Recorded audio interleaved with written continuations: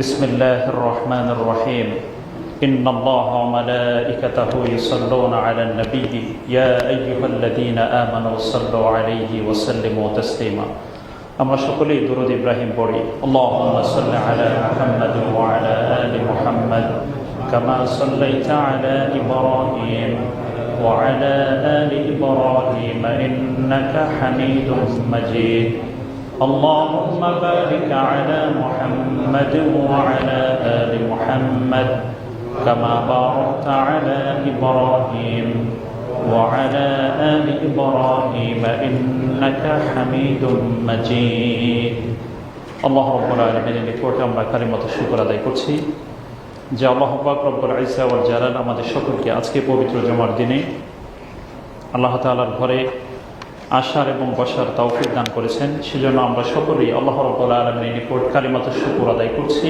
আলহামদুলিল্লাহ।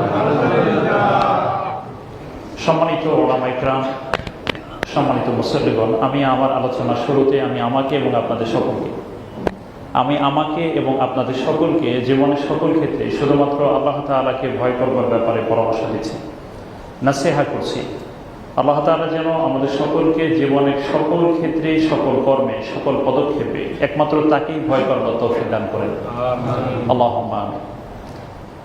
সম্মানিত হাজিরিন, আমরা বিগত জুমায় আপনাদের সামনে পবিত্র কোরআনের সূরাতুল মুমিনুনের প্রথম অংশের কথা একেবারে সেই দিকে চলে গিয়েছিলাম, তথা এই মুমিনদের 7টি গুণের কথা এখানে আল্লাহ তাআলা বলেছেন। আমরা আল্লাহর কাছে দোয়া করছি আল্লাহ তাআলা যেন এই 7টি গুণ আমাদের জীবনের সকল ক্ষেত্রে আমল করবার মতন আল্লাহ যেন আমাদেরকে তৌফিক দান করেন।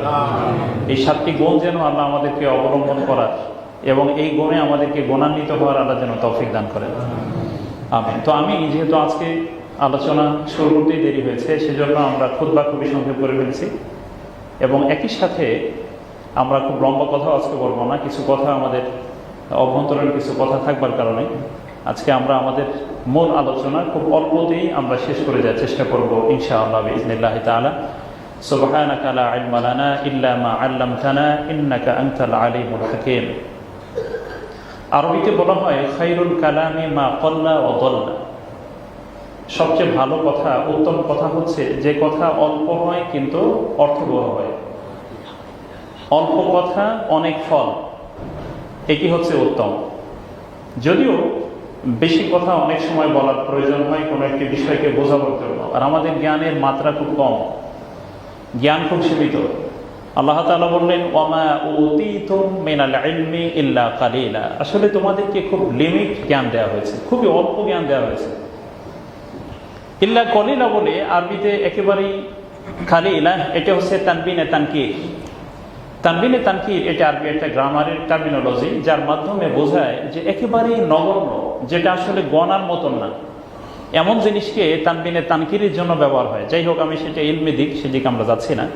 তো আমাদের এই সীমাবদ্ধ জ্ঞান থাকবার কারণে আমরা অনেক সময় একটি জিনিসকে খুব অল্প কথায় যেটি বোঝানো যেতে পারে যায়, সেটি আমরা আমাদের ইলমের সীমাবদ্ধতার কারণে বেশি কথা বলার প্রয়োজন হয়। আমরা দোয়া করছি আল্লাহর কাছে, আল্লাহ যেন আমাদেরকে জাওয়ামিল কালিমের যে গুণ রাসূল সাল্লাল্লাহু আলাইহি ওয়াসাল্লামকে আল্লাহ তাআলা দিয়েছিলেন। রাসূল সাল্লাল্লাহু আলাইহি ওয়াসাল্লাম বলেছেন আল্লাহ তাআলা আমাকে বানিয়েছেন জাওয়ামিউল কালিম। আল্লাহ আমাকে জাওয়ামিউল কালিম বানিয়েছেন, অল্প কথায় অধিক ভাব প্রকাশ করবার মতন তৌফিক আল্লাহ আমাকে দিয়েছেন।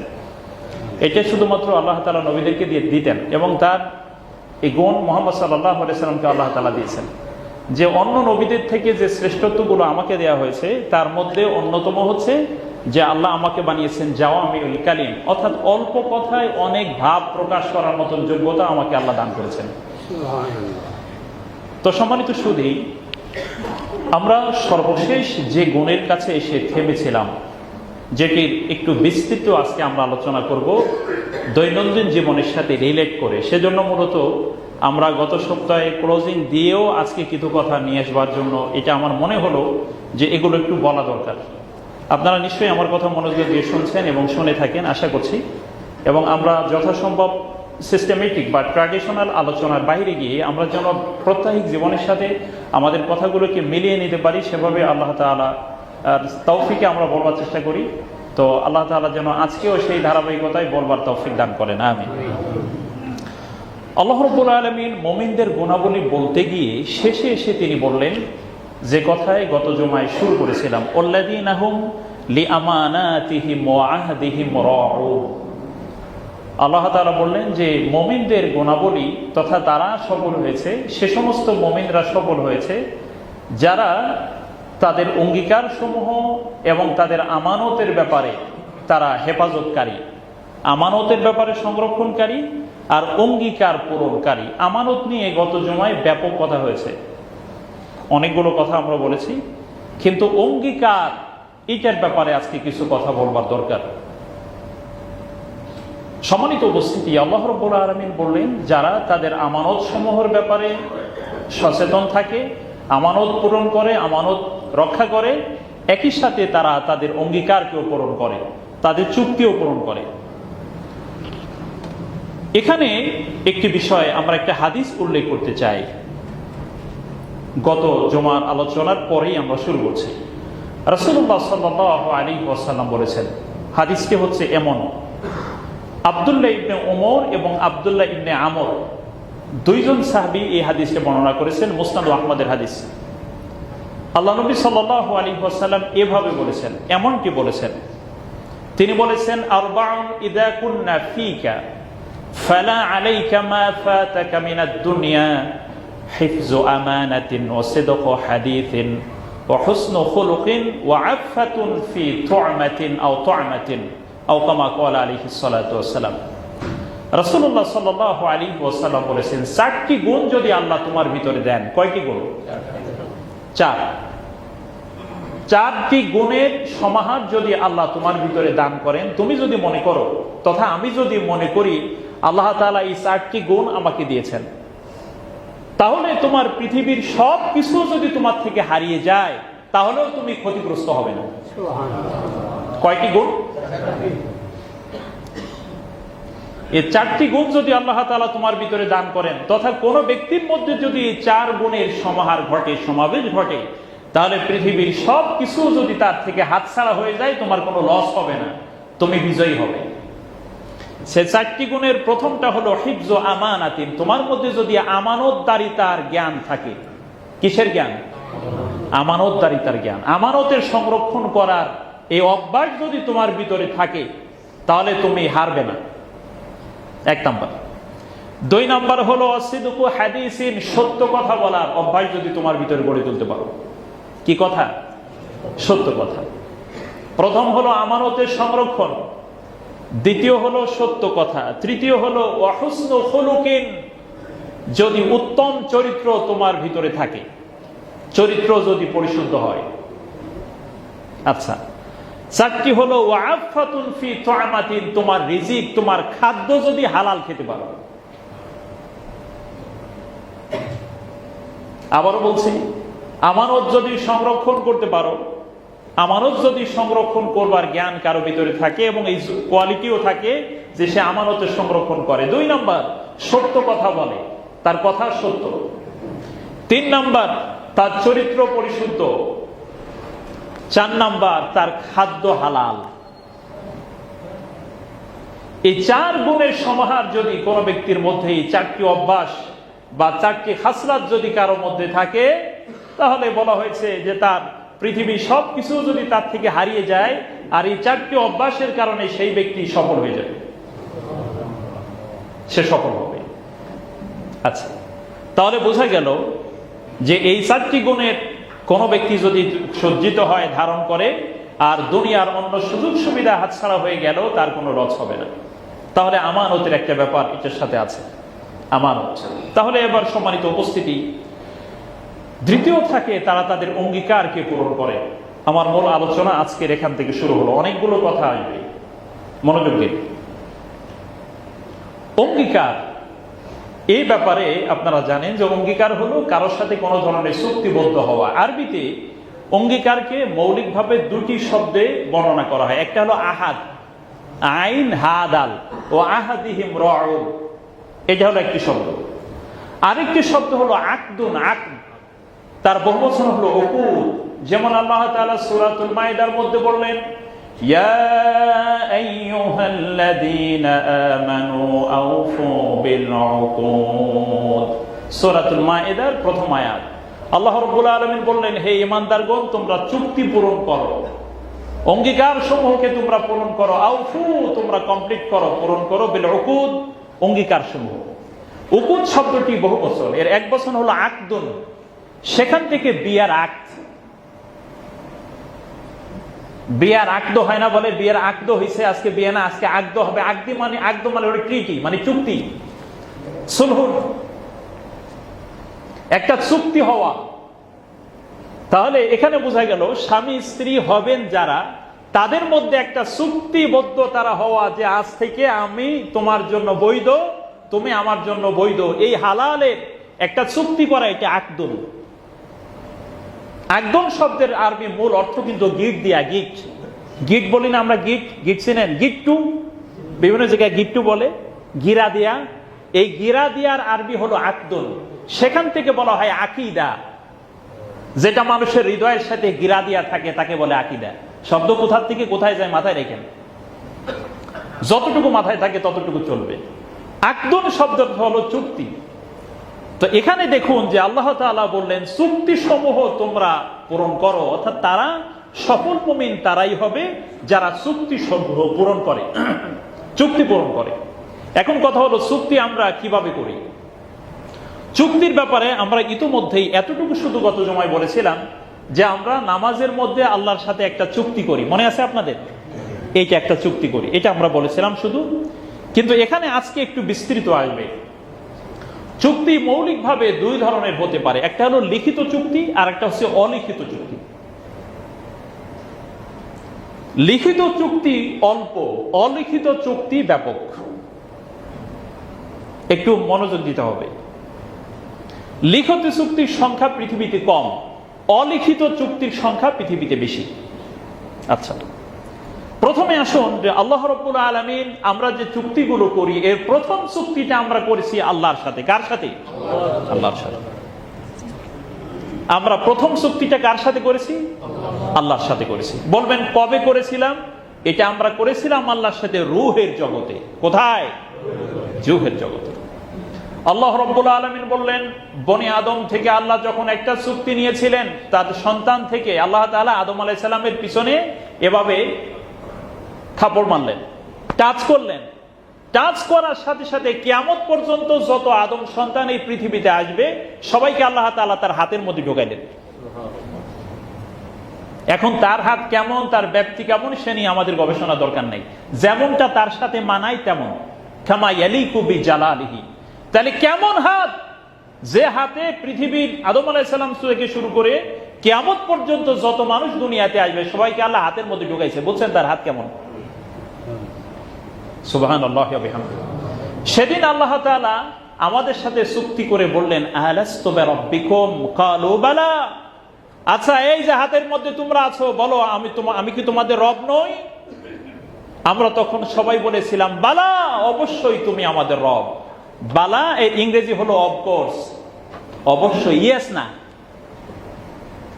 অবশ্যই। নাম নাম না বলে আল্লাহ বললেন বালা, অবশ্যই, অবশ্যই তুমি আমাদের রব। এটা আমরা আজকে সাক্ষী থাকলাম। আল্লাহ বললেন তোমরা সাক্ষী থেকো, যেন কাল কিয়ামতের ময়দানে যখন আবার তোমাদেরকে জিজ্ঞাসা করব, সেদিন যেন এই কথা বলতে না পারো যে আল্লাহ আমরা ভুলে গেছিলাম। তাহলে আমরা প্রথম চুক্তি করেছি আল্লাহর সাথে। কার সাথে? খুব ভালো করে মনোযোগ দেন। প্রশ্ন আসতে পারে যে আল্লাহর সাথে যে চুক্তি আমরা করলাম যে তিনি আমাদের রব, এটা তো আমাদের ব্রেনে এখন নাই, তাহলে আমরা কি চুক্তি করলাম? সেই দিনের চুক্তি যদি পরিপূর্ণভাবে একজন মানুষের কনসাসটি তার মাথায় থাকে, তাহলে পৃথিবীর জীবনের কোনো প্রয়োজন নাই। তাহলে দুনিয়ার জীবনে আল্লাহ তাআলা আমাকে আপনাকে পাঠানোর কোনো প্রয়োজন ছিল না। কনসাসলি এটা আমার আপনার মাথার মধ্যে থাকলে তো আর কোনো দুনিয়াতে পাঠানোর দরকার নাই। আমরা ভুলই নেই, তাই জবাব দিয়েও সহজ, আমাদের কোনো কাজে আর গুনার দিকে যাবে না। মূল ব্যাপারটা কি? মূল ব্যাপার হলো এটা আমাদের সরাসরি কনসাস মনে না থাকলেও সাবকনসাস মনে এটা আমার আপনার ভিতরে আছে। এজন্যই ইসলামকে বলা হয় প্রকৃতির ধর্ম। কেন ইসলামকে রিলিজিয়ন অফ নেচার বলা হয়, প্রকৃতি ধর্ম কেন বলা হয়? কারণ হলো আপনি যখনই কোনো একটা ভালো কাজ আমি যখন করি, দেখেন ভালো কাজ করার সাথে সাথে দেখবেন একটা প্রশান্তি আপনার হৃদয়ের ভিতরে আসে। আসে না? আসে না? প্রশান্তি আসে, প্রশান্তি আসে। তথা আল্লাহ রাব্বুল আলামিন আমার আপনার ভিতরে সুপ্তভাবে সে অঙ্গীকারটা আমার আপনার ভিতরে সফটওয়্যারের মধ্যে রেখে দিয়েছেন। এটার নাম হলো ধর্ম, এটার নাম হলো রাসূলুল্লাহ সাল্লাল্লাহু আলাইহি সাল্লামের সেই বক্তব্য। তিনি বলেছেন প্রত্যেকটা আদম সন্তান ইসলামের উপরে জন্মগ্রহণ করে। ফাআবওয়াহু ইউহাউইদুনাহু আও ইউনাসসিরুনাহু আও ইউমাজ্জিসুনাহু। রাসূলুল্লাহ সাল্লাল্লাহু আলাইহি সাল্লাম বললেন প্রত্যেকটি সন্তান ইসলামের উপরে জন্মগ্রহণ করে, এরপরে তার বাবা তাকে ইহুদি বানিয়ে ফেলায় অথবা নাসারা বানিয়ে ফেলায়। তার পিতামাতা তাদের নিজেদের দোষে সন্তানটাকে খারাপ বানায়, কিন্তু আমি তাকে মুসলিম করেই দুনিয়াতে পাঠাইছি। এই চুক্তি আমাদের সাথে আল্লাহর সাথে হয়েছে। সম্মানিত উপস্থিতি, এর কারণে এই পৃথিবীতে যতগুলো আবিষ্কার, যত উদ্ভাবন এই দুনিয়াতে হয়, সব উদ্ভাবন মূলত আমার আপনার ভিতরে আল্লাহর পক্ষ থেকে যে কোয়ালিটিটা সফটওয়্যারের মধ্যে রেখে দেওয়া হয়েছে, বাহিরের প্রচেষ্টার মাধ্যমে শুধুমাত্র সেই কোয়ালিটির বিকাশ ঘটে মাত্র। নতুন কোনো কিছু মানুষের ভিতরে ঢুকতে পারে না। আপনারা এই কথাটা একটু গভীরভাবে চিন্তা করেন। ধরুন কোন মানুষের ভিতরে যে প্রতিভাটা আল্লাহ তাআলা জন্মগতভাবে তার মধ্যে দিয়ে দিয়েছেন, বাহিরের প্রচেষ্টা চালালে সেই প্রতিভাটা বিকশিত হয় মাত্র, নতুন করে কোনো গুণ কোনো মানুষের মধ্যে কখনো ঢুকে না। বলবেন এটা কেমন কথা? কেমন কথা? একটা উদাহরণ দিয়ে বলি। একজন ব্যক্তির ভিতরে কণ্ঠশিল্পী হওয়ার যোগ্যতা তার সফটওয়্যারের মধ্যে নাই। খুব ভালো করে শোনেন, কণ্ঠশিল্পী হওয়ার সুন্দর কণ্ঠের যে সফটওয়্যার সেটা তার ভিতরে নাই। তাকে যতই আপনি ট্রেনিং দেন না কেন, তাকে কোনোদিন শিল্পী বানাইতে পারবেন না, কারণ তার কণ্ঠে গান আসবেই না। কারণ তার কণ্ঠের ভিতরে সফটওয়্যার, এই গান মানে হলো কণ্ঠশিল্পী হওয়ার, ভালো কণ্ঠস্বর হওয়ার যে সফটওয়্যারের ভিতরে এটা নাই, তার আবিষ্কার নাই। আল্লাহ তাআলা এটা ঢুকাই দেন নাই ভিতরে। এই কারণে এই পৃথিবীতে যত আবিষ্কার হয় বাহিরের প্রচেষ্টার মাধ্যমে, এটা হলো মানুষের ঘুমন্ত জিনিসকে জাগিয়ে তোলা মাত্র। এবার আসেন, যে জিনিসটি আল্লাহ তাআলা ভিতরে ঢুকিয়ে দেন নাই, বাহিরের প্রচেষ্টায় সেটাকে বের করা অসম্ভব না। এ কারণে অনেক সময় মানুষ বলে চেষ্টা করলেই তো সফল হওয়া যায়। আমরা বলি চেষ্টা করলেই সফল হওয়া যায় না, চেষ্টার সাথে আল্লাহর রহমত যোগ হলেই সফল হওয়া যায়। প্রচেষ্টা চালাইতে পাগল হয়ে গেছে, কিন্তু ফলাফল আসে না। হয় কি হয় না? বলে 30 বছর ধরে প্রচেষ্টা চালাচ্ছি, ফলাফল হয় না। এখন বলতে যারাই কথা বলে প্রচেষ্টা চালাইলেই ফল আসে, এই কথাটা মিথ্যা প্রমাণিত হলো। আপনি এই প্রচেষ্টার ফল পাবেন আখিরাতে, কিন্তু আপনি যে ফলাফলটা হাতে পেলেন না, এর কারণ হলো আপনার প্রচেষ্টার সাথে আল্লাহর রহমত যোগ হয়নি। এবার আসেন বিপরীত কথা। যদি আল্লাহ রাব্বুল আলামিন অবচেতন ভাবে কারো মধ্যে হেদায়েত লুকিয়ে রাখেন, তাহলে বাহিরের সমস্ত গুনার ছাপও যদি তার মধ্যে ঢুকে যায়, তারপরেও তার ভিতরের হেদায়েতটা একদম নিঃশেষ হয়ে যায় না। খুব ভালো করে আর এই কথাটাও বিপরীত ভাবে মনে রাখেন।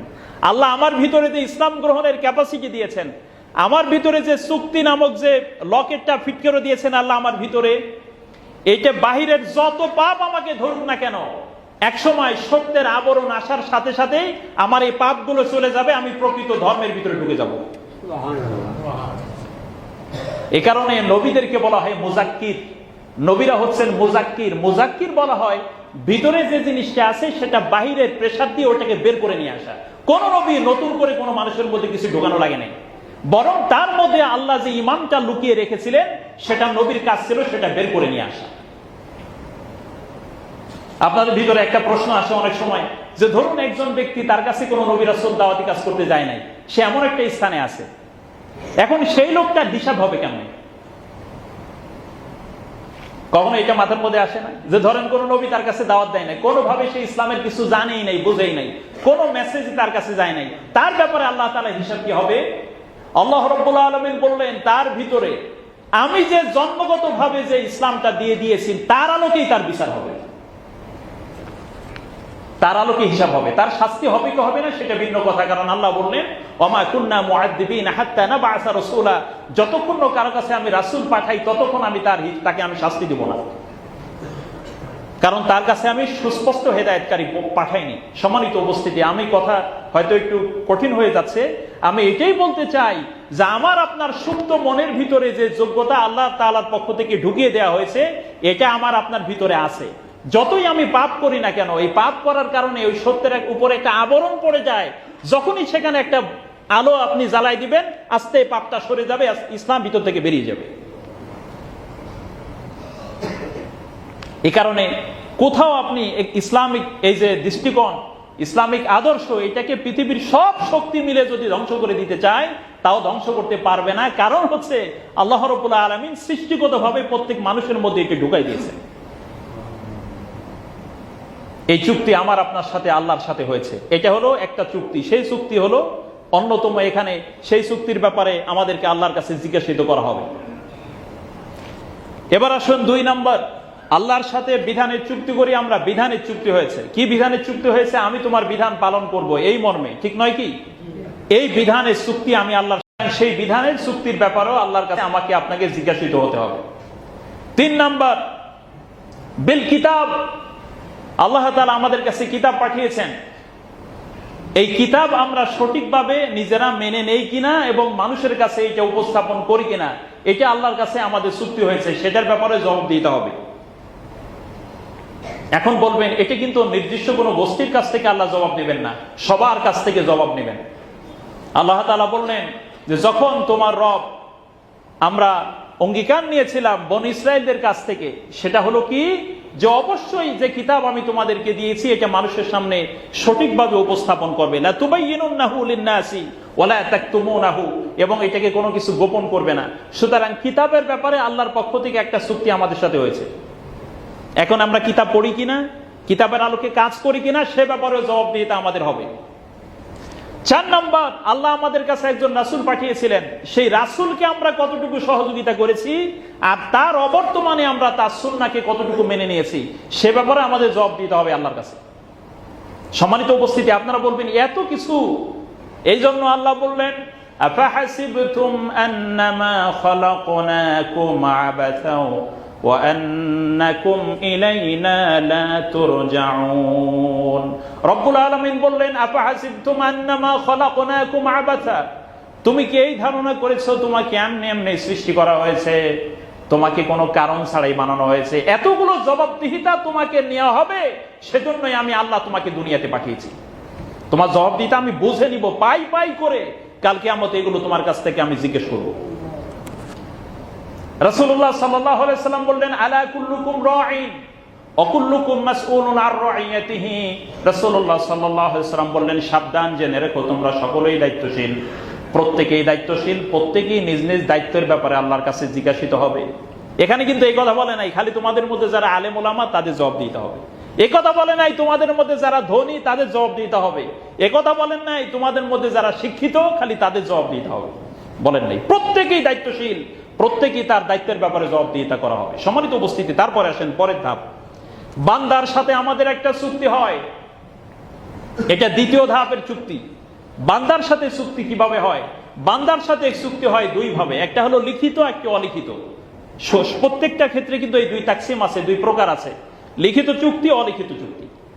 বান্দার সাথে একটা লিখিত চুক্তি যেটা হয় সেটা হলো যেমন আমরা লেনদেন করি, লেনদেন করি না, লেনদেন করি, এখানে একটা লিখিত চুক্তির কিছু ব্যাপার আছে, এই চুক্তিও পূরণ করার অন্তর্ভুক্ত হবে। অলিখিত চুক্তি বান্দার সাথে এত বেশি যে এগুলো গুণে শেষ করা যাবে না। বলবেন যে কেমন কথা বললেন?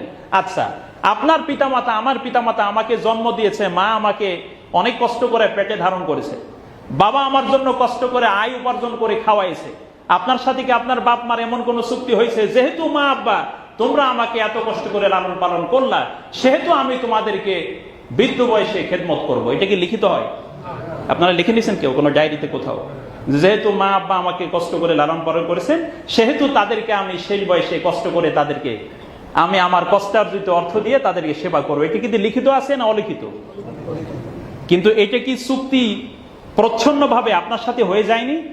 কথা বলেন না কেন, হয়েছে কি হয়নি? অবশ্যই হয়েছে। আচ্ছা, আপনি স্বামী হিসেবে আছেন, আপনার সাথে স্ত্রীর একটা দায়িত্বের কথা চুক্তি হয়ে আছে, সেটা সব বিয়ের সময় বিবরণ দেওয়া হয় নাই বিস্তারিত, কিন্তু চুক্তি আছে। এই চুক্তির ব্যাপারে আপনাকে জিজ্ঞাসিত করা হবে।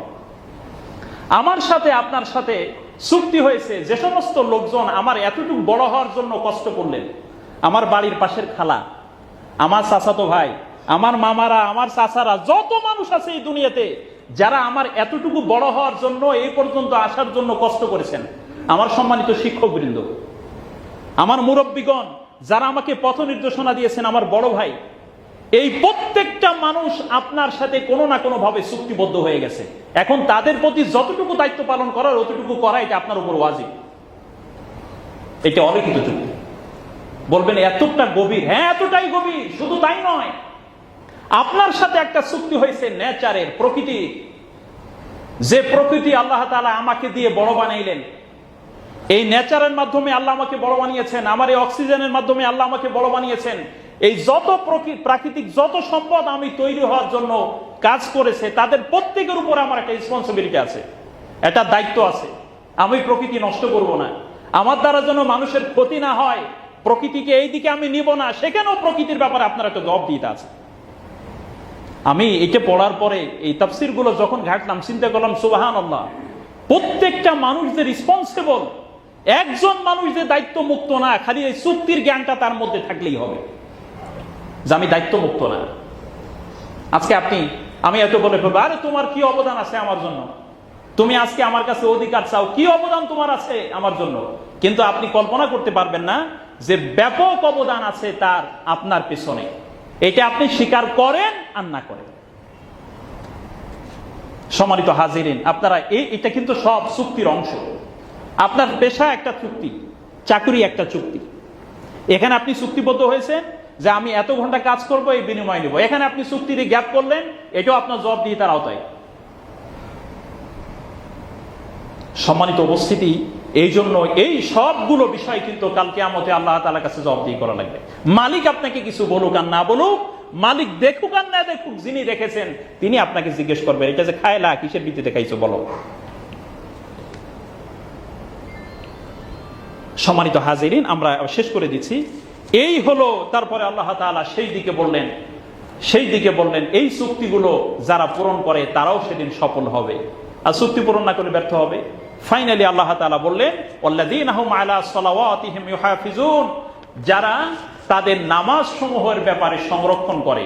আগের ব্যাপারে বলা হয়েছে, আগে কিন্তু বলা হয়েছে নামাজের ভিতরে, এটা বলা হলো নামাজের বাহিরে। নামাজের বাহিরে কি? যারা সময় মতো নামাজ পড়ে, জামাতের সাথে যারা নামাজ পড়ে।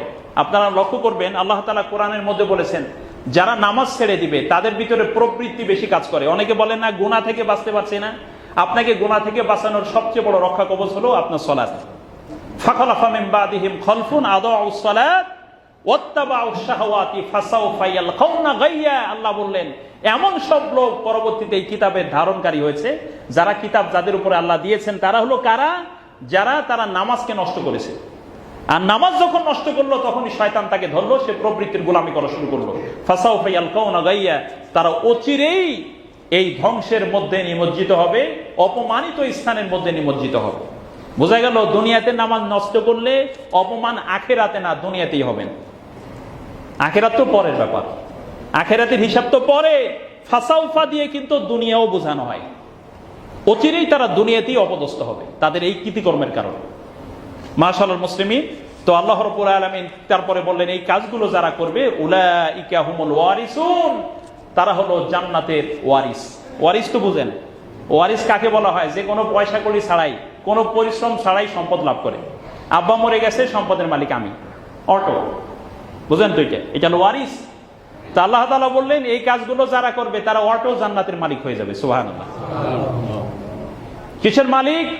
জান্নাতের মালিক। উলাইকা হুমুল ওয়ারিসুন আল্লাযীনা ইয়ারিসুনাল ফিরদাউসা হুম ফিহা খালিদুন, যাদেরকে আমি এমনিতেই এই কাজগুলো থাকার কারণে, এই গুণাবলীগুলো থাকবার কারণে আমি আল্লাহ তাআলা তাদেরকে জান্নাতুল ফিরদাউসের ওয়ারিস বানিয়ে দিয়েছি, সেখানে তারা স্থায়ীভাবে বসবাস করবে। সম্মানিত উপস্থিতি, আরো বিস্তৃত আকারে বললে হয়তো আরো আপনারা সুন্দর করে বুঝতেন, কিন্তু আমি এতটুকু বলতে চাই, আসলে আপনি কোনো ব্যক্তি কিন্তু দায়িত্ব মুক্ত না। যার যেখানে দায়িত্ব আছে, আমি একটা মসজিদের প্রতিবেশী, মসজিদের প্রতি আমার দায়িত্ব আছে না নেই? নাকি আপনি মনে করেন যে এখানে আমার কোনো হক টক নেই? আচ্ছা, আপনার পাশে একটা প্রতিষ্ঠান আছে, সেখানে আপনার একটা দায়িত্ব আছে। আপনার প্রতিবেশী, সেখানে একটা দায়িত্ব আপনার আছে। আপনি যদি খালি একা একাই বড় হইতে চান, একা একাই ভালো থাকতে চান, আমি শুধু নিজকে নিয়েই নিজে থাকি, আর আসলে কারো ব্যাপারে আমার এত যাই ঝামেলা দরকার নেই, নিজে খাই নিজে ইনকাম করি, আরেকজনেরটা আমি দেখবো কেন, একে বলা হয় মিস্টার সেলফিশ। আপনি মুসলিম না, আপনি মুসলিম নন। মুসলিম মুমিন কখনোই কথা বলে না, আরে আমি আমারটা খাই আমারটা পড়ি, আরেকজনের দাঁড়ো দাঁড়ি না বারো বাড়ি না। এটা ইমানদারের কথা না, এটা ইমানদারের কথা এভাবে হবে। ইমানদার বলবে হ্যাঁ আল্লাহ আমাকে রিজিক দেয়, কিন্তু এই রিজিকে আরেকজনের হকও আছে। কথা ঠিক কিনা? আল্লাহ রিজিক দেয় আপনাকে, এই রিজিকের অন্যের হক আছে না নাই? ওয়াফি আমওয়ালিহিম হাক্কুল লিসাইলি ওয়াল মাহরুম। আল্লাহ বললেন তাদের প্রত্যেকের সম্পদে যারা চায় এবং যারা বঞ্চিত তাদের হক আছে। এটা আল্লাহ তাআলা এস্টাবলিশ করে দিয়েছেন। আসুন এই কথাগুলো আমরা আমাদের জীবনে ধারণ করি, মেনে নেই, এবং আমাদের ভিতরে যে চুক্তির যে পত্র আল্লাহ তাআলা দিয়েছেন আমার ভিতরে, ওই যে কিয়ামতের ময়দানে কিন্তু আল্লাহ সেটা এখন বের করবেন, বের করে এনে আমার হাতে দিয়ে বলবেন এবার তোমার আমলনামা পড়ো। এই যে সেই চুক্তি, আমলনামা পড়ো, আজকে তোমার হিসাব দেওয়ার জন্য তুমি যথেষ্ট। আল্লাহ তাআলা আমাদের সকলকে বিষয়গুলো উপলব্ধি করার তৌফিক দান করুন। সম্মানিত উপস্থিতি, আমাদের মসজিদের কিছু বিষয় আজকে কথা হবে, তো আমরা সেগুলো